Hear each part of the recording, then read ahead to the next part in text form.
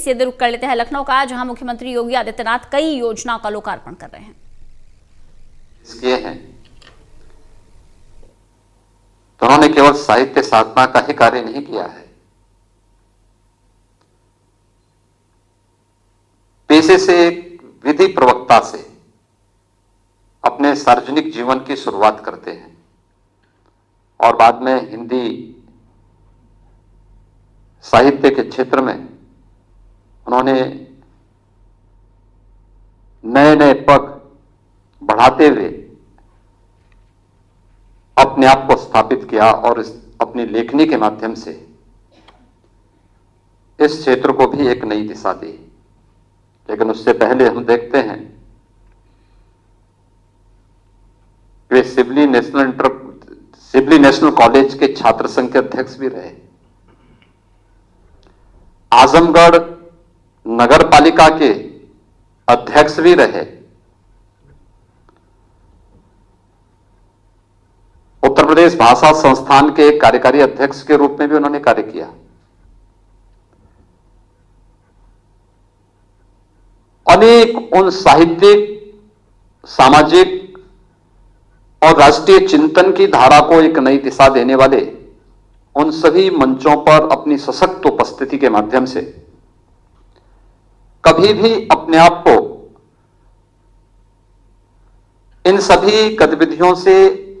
जिसको एक कालखंड के दौरान लोग छुपाते थे, अपनी पहचान छुपाते थे, उनके सामने कभी वह दृश्य नहीं रहा या कोई इस प्रकार का मौका नहीं रहा कि वे कुछ छुपा सके। वे जैसे थे उसी रूप में उन्होंने अपने आप को प्रस्तुत किया और मजबूती के साथ अपनी बातों को रखने में कहीं भी किसी मंच में कोई संकोच भी नहीं किया।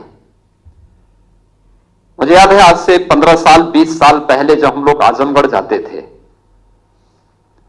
उस समय भारतीय जनता पार्टी या हमारे सांस्कृतिक संगठनों के लिए आजमगढ़ थोड़ा बहुत कंटीली धरती हो गई थी और बड़ा चुनौतीपूर्ण स्थिति होता था।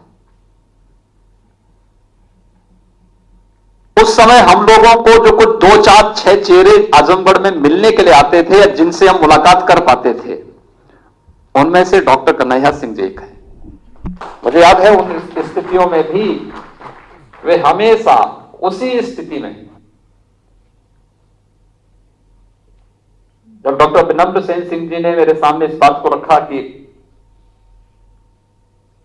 स्वाभाविक रूप से हर पौत्र को के लिए सौभाग्य का क्षण होगा कि अपने बाबा की साहित्यिक कृति को वह या उनके अभिनंदन ग्रंथ को वह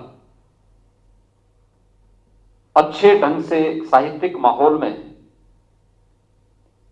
जनता के सामने रख सके और उनकी विभिन्न कृतियों का भी विमोचन हो सके। पिछले 5-6 महीनों से ये उधेड़बीन चल रही थी और मेरी इच्छा थी कि उनके 85वें जन्मदिन 86वें जन्मदिन के अवसर पर यह कार्यक्रम यहां पर आयोजित हो। लेकिन कोरोना में भी चूंकि सारी गाइडलाइन हम तय कर रहे थे कि जो सबसे संवेदनशील कैटेगरी है उस प्रकार के लोगों को घर के बाहर नहीं निकलना है, और यहां पर मैं डॉक्टर कन्हैया सिंह जी के अभिनंदन का कार्यक्रम करता तो लोग स्वयं मुझे आलोचना के घेरे में खड़ा कर देते, तो मैं टालता रहा। मैं कहता था कुछ समय थोड़ा वेट करिए, मैं भी चाहता हूं ये कार्यक्रम हो और उस कार्यक्रम में मैं स्वयं भी भाग लेना चाहता हूं, मैं स्वयं भी उसमें अपनी उपस्थिति इस कार्यक्रम के माध्यम से रखना चाहता हूं,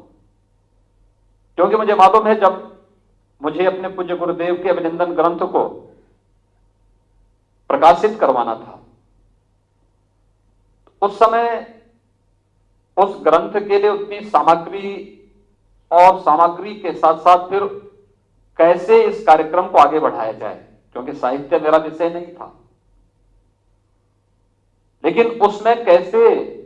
एक अच्छा अभिनंदन ग्रंथ बने और उस अभिनंदन ग्रंथ के विमोचन के कार्यक्रम को फिर हम आगे बढ़ा सके।